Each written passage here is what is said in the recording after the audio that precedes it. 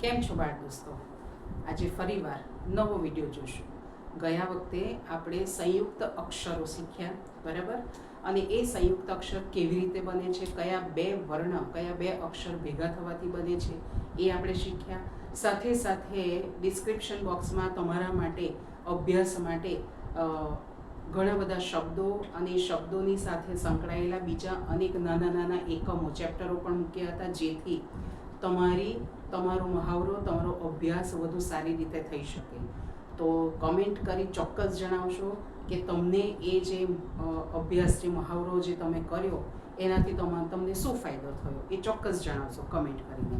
આજે આપણે ફરી પાછું સંયુક્ત અક્ષરને રિવાઇઝ કરશું, પુનરાવર્તન કરીશું અને એની સાથે સંકળાયેલા જોડાક્ષરવાળા શબ્દો વિશે પણ થોડી ટૂંકમાં માહિતી મેળવીશું. તો શરૂ કરીએ. તો આપણે સંયુક્ત અક્ષર શીખ્યા, બરાબર? આપણે જે વ્યંજનો શીખ્યા, વ્યંજનોમાં આપણે 4 સંયુક્ત અક્ષર શીખ્યા. પહેલો હતો ક્ષ, પછી હતો જ્ઞ, ત્ર અને હતો શ્ર, બરાબર?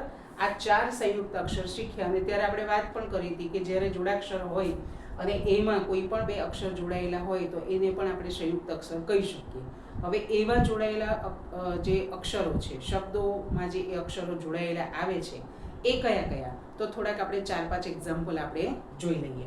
દાખલા તરીકે પહેલું સ્થળ. તો આ સ્થળ છે શબ્દ. હવે એમાં સ અડધો છે એટલે કે સ હલંત થશે, બરાબર? પછી છે થ, એટલે થ પણ હલંત થશે. થ ની અંદર કયો સ્વર છે તો કે અ છે, અને પછી છેલ્લે કયો છે અડ છે, બરાબર? અને એ પણ અડને પણ હલંત કરીએ તો એની અંદર કયો સ્વર મળેલો છે અ, સ્થળ, બરાબર? આ રીતે બીજા શબ્દ તમને કહું તો સ્તવન, જ્યોત, સ્તુતિ, બરાબર? ક્યાં, આવા અનેકાનેક શબ્દો છે, બરાબર? કે જેમાં જે જોડાયેલા અક્ષરો છે એ સંયુક્ત અક્ષર તરીકે આપણે એને ઓળખી શકીએ. હવે એના ઉપરથી જોડેલા અક્ષર તમે પાઠ શીખો છો, બરાબર? તો એમાં જોડેલા અક્ષર ઘણા બધા આવતા હોય. ડેઈલી આપણે રૂટીનમાં પણ ઘણા બધા એવા જોડેલા અક્ષરો ધરાવતા શબ્દો આપણે એનો ઉપયોગ પણ કરીએ છીએ અને અભ્યાસમાં આપણે એને ભણીએ પણ છીએ. દાખલા તરીકે મારા ઘરે મારા મામા આવ્યા, તો એમાં આવ્યા, તો એ શું થયું? આવ્યા જોડાક્ષર થયો, બરાબર? આ જોડાક્ષર થયો. મારા માટે ઘણી બધી ચોકલેટ લાવ્યા, તો લાવ્યા એ પણ શું થયું? જોડાક્ષર થયો, બરાબર? એ રીતે મામાએ સરસ મજાના ચશ્મા પહેર્યા હતા, તો અહીંયા ચશ્મા, તો ચશ્મા એ પણ શું થયો? જોડાક્ષર થયો, બરાબર છે? મેં ખૂબ સારો આજે અભ્યાસ કર્યો, તો એમાં અભ્યાસ જે શબ્દ છે એ પણ કેવો શબ્દ છે? જોડાક્ષર ધરાવતો શબ્દ છે. સમજાય છે તમને? ખ્યાલ આવે છે? હવે દાખલા તરીકે હું ગુજરાતી માધ્યમમાં ભણતી હોય તો હું એમ કહું કે ભાઈ હું ગુજરાતી માધ્યમમાં અભ્યાસ કરું છું, તો એમાં બે શબ્દ આવ્યા, જોડેલા બે શબ્દ આવ્યા. દાખલા તરીકે અહીંયા હું વાક્ય ફરીથી લખીને બતાવું છું તમને.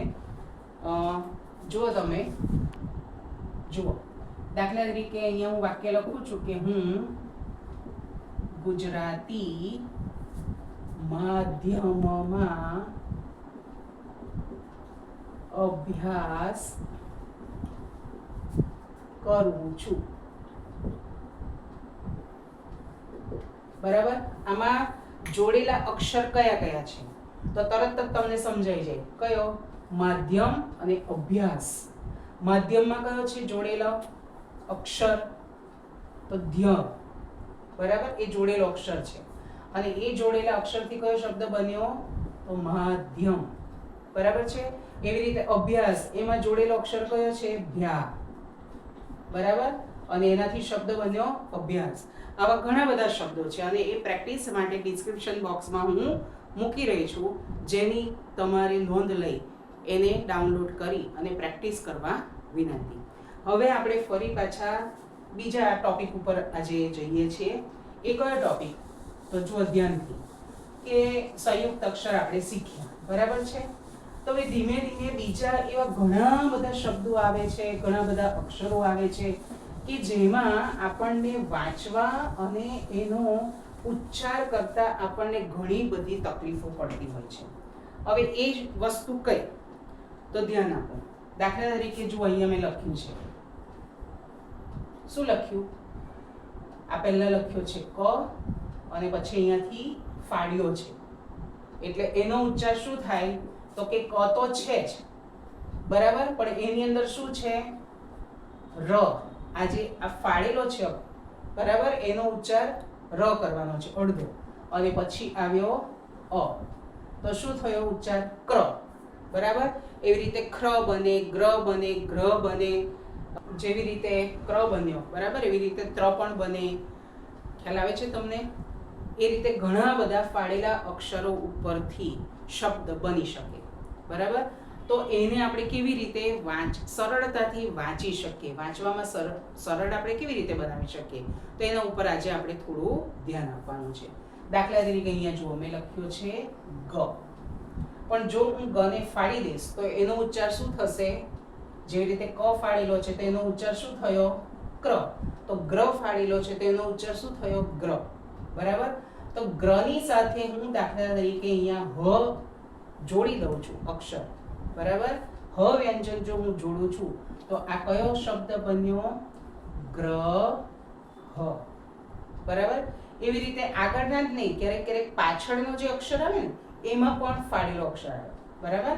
દાખલા તરીકે જો અહીંયા લખ્યું ન અને પછી અહીંયા લખ્યું મ, ન મ, પણ જો હું મને ફાડી દઉં તો શું બની જાય? નમ્ર. શું બને? નમ્ર. સમજાય છે તમને? ખ્યાલ આવે છે? એવી રીતે આગળ જુઓ. દાખલા તરીકે પ છે, બરાબર. એ પ ને જો હું ફાડી દઈશ તો શું બનશે? પ્ર. શું બનશે? પ્ર. હવે એનો જો કોઈક શબ્દ મારે બનાવવો હોય ફાડેલા પ ને લઈને, તો હું અહીંયા જોડી દઈશ પ્ર, પછી અહીંયા શું લખ્યું મેં? વા, અને પછી લખ્યું હ, એટલે કયો શબ્દ બન્યો? બોલો બોલો. પ્ર વા હ, બરાબર. આ રીતે શબ્દને ઉચ્ચાર કરવા અને ધ્યાનથી ધીમે ધીમે વાંચવાની પ્રેક્ટિસ તમે કરશો, મહાવરો કરતા રહેશો, તો તમને ખૂબ જ સરળતા રહેશે. આ જે ફાડેલા અક્ષરવાળા જે શબ્દો છે, બરાબર, એના પણ ઘણા બધા જે શબ્દો છે એ શબ્દોની હું લિંક ડિસ્ક્રિપ્શન બોક્સમાં મૂકીશ આજે. તો જેમને જેમને અભ્યાસ કરવો હોય, પોતાની માતૃભાષાને ખૂબ સારી બનાવવી હોય, સરળતાથી શીખવી હોય, એ ડિસ્ક્રિપ્શન બોક્સમાં મૂકેલી લિંક ડાઉનલોડ કરી અને એને પ્રિન્ટ આઉટ કાઢી અને વાંચવા માટેની પ્રેક્ટિસ, મહાવરો ચોક્કસ કરશો. અને એ મહાવરો કર્યા પછી તમને કેવું લાગી રહ્યું છે એ ચોક્કસ કમેન્ટ કરી જણાવશો. જો તમને આ વિડીયો સારો લાગ્યો હોય, ખરેખર તમને ઉપયોગી જણાતો હોય, એવું જો તમને લાગતું હોય તો ચોક્કસ મારી જે આ ચેનલ છે, બરાબર, એને લાઈક, કમેન્ટ, શેર ચોક્કસ કરશો. આભાર.